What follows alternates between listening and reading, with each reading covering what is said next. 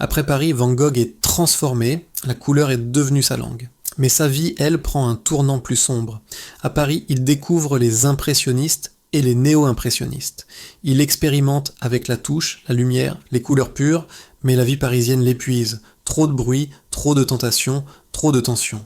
En 1888, Van Gogh quitte la capitale pour Arles, dans le sud de la France. Là, il espère trouver la lumière éclatante de la Provence et un nouvel élan créatif. Très vite, sa peinture change. Tournesol flamboyant, champs lumineux, maisons colorées. Sa touche devient vive, nerveuse. Ses couleurs vibrent. C'est à Arles qu'il rêve de créer une communauté d'artistes, une fraternité de peintres. Il loue la Maison Jaune, espérant que d'autres viendront le rejoindre. Son frère Théo l'aide encore, et Van Gogh s'accroche à ce rêve d'un atelier collectif. Un peintre accepte de devenir Paul Gauguin. Au départ, l'entente est stimulante. Les deux artistes se nourrissent mutuellement. Van Gogh admire Gauguin, mais leur relation devient vite explosive.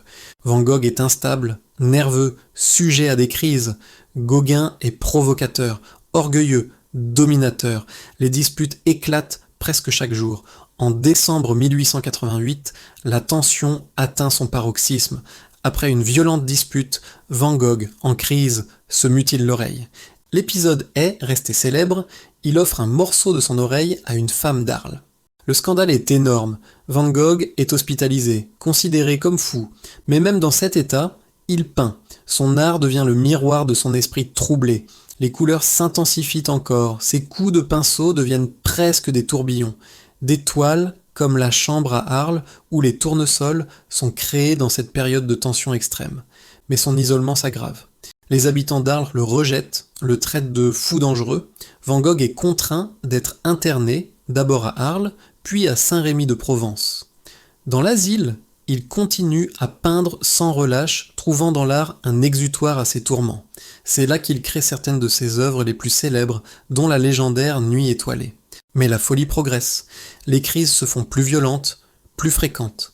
Dans l'épisode 3, nous découvrirons la fin tragique de Van Gogh entre errance, désespoir et une mort qui reste un mystère. Alors abonne-toi pour ne rien manquer.